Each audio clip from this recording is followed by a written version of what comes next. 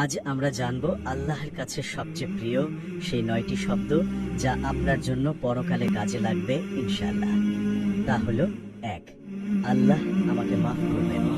মানুষ যত বড় গুনাহই করুক না কেন, যদি আন্তরিকভাবে বলে আল্লাহ আমাকে মাফ করবেন, তবে তার তাওবার দরজা খোলার সূচনা হয়ে যায়। আল্লাহ বলেন, হে আমার বান্দারা, যারা নিজেদের উপর সীমা লঙ্ঘন করেছ, আল্লাহ রহমত থেকে নিরাশ হয়ো না, নিশ্চয়ই আল্লাহ সব গুনাহ ক্ষমা করে দেন। রাসূলুল্লাহ সাল্লাল্লাহু আলাইহি ওয়াসাল্লাম বলেছেন, যে ব্যক্তি তাওবা করে সে এমন যেন তার কোনো গুনাহই ছিল না। ২, আল্লাহু আকবার।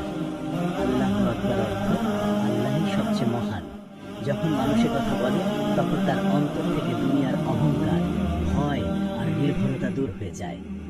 কোরআনে আল্লাহ বলেন, তোমার প্রভুর মহিমা ঘোষণা করো ও তার প্রশংসা করো।